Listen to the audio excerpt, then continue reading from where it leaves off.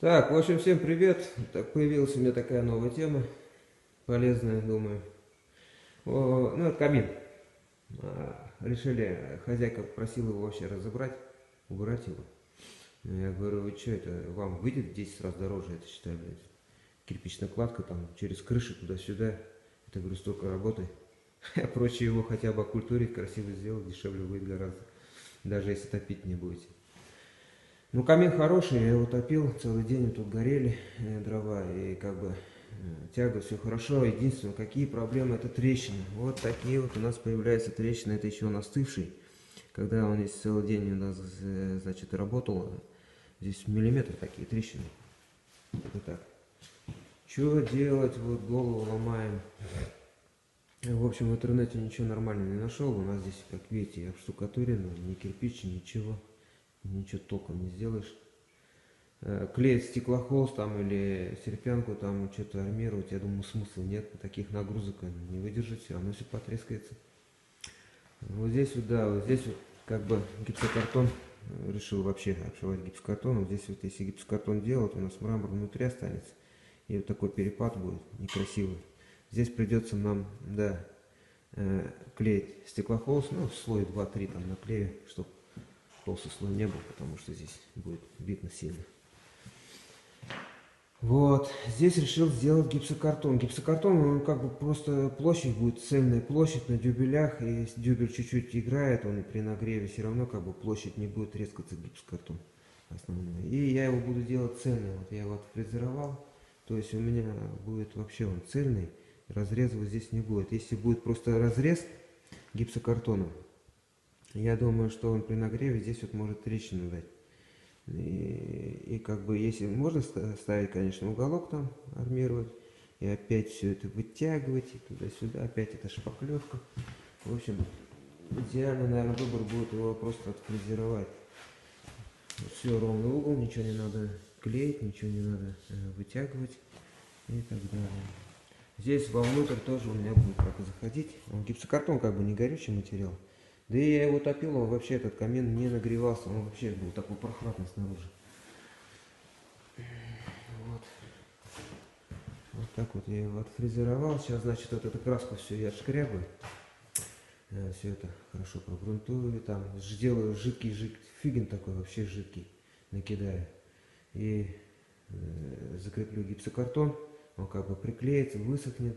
На следующий день еще дюбелями закреплю, чтобы было все прочнее, хорошо. Здесь сделаю, вот эту часть сделаю гипсокартоном, вот эту часть сделаю, вот эту часть сделаю. А вот эта конусообразная, она не трескается, нормально, так оставлю. А вот эта уже вытяжка трескается, там трещины еще и на видео не видно. Ее тоже гипсокартоном сделаю. Ну, думаю, как-то вот так вот. Больше других вариантов не нашел. Посмотрим, что из этого выйдет. Ну так, в общем, вот такой камин получается. Очень долго пришлось его делать. Как я хотел, там думал, жидкий фиген накидаю, там приложу гипсокартон, он прихватится, потом дюбелями прикреплю. Это, короче, так не получается. Это все как бы вышло, будет, а то по колхозному. Пришлось весь камин вытягивать. Видите, вот у меня труба осталась, сейчас даже там видно, что я все вытягивал, все выравнивал и так далее. И уже крепил. Фрезеровал гипсокартон, как я говорил, чтобы здесь вот трещина не пошла у нас на стуку на соединение. Из-за этого фрезеровал, чтобы цельно был. Вот у меня вот так вот, видите, даже внутри все. Здесь тоже такой угол. Вот. А потом у него еще какая проблема была, то что вот эти части все, они как бы не по центрам шли, а все, эта часть туда, это сюда, труба туда, все. Уровня нету, вот так криво, там на 1,5–2 сантиметра все плясало. Там просто замазали, так ведь они там покрасили, и все неровно. Сейчас вот, считаю, все выровнял, здесь расстояние нормально сделал. Вот эти вот они, все разнобой были. Все вытянул. Вот. Видите, как хорошо, ровненько. Вот. Здесь ровная полоса идет. Здесь. Тут тоже все как бы одинаково. Здесь уж, как говорил, гипсокартон не стал фрезеровать, вытаскивать, потому что здесь будет стеклохолст. Если мы сделаем гипсокартон, мрамор останется внутри, будет некрасиво. Эти части, считай, ставил я как мне надо. Вот эти вот. И уже потому что по центрам надо туда-сюда двигать. И залил просто пожиже. Сделал старт, залил. Сюда тоже заливал. Выставил как надо, заливал. Здесь вот, считай, вытянул, чтобы было все ровненько, хорошо. Так все это получается пока. Фрезеровал. Вот, пожалуйста, вот угол. Одна заготовка осталась. Видите, как хорошо прямой угол. Как фрезеровать уж не стал снимать, там видео есть. Вот. Обычно я сюда лишь шпаклевку или пену клею. Здесь не буду, здесь так приложу как мне надо и дюбелями закреплю. Такой каменчик. Какой будет финиш? Посмотрим. Ну, в общем, вот такой камень получился.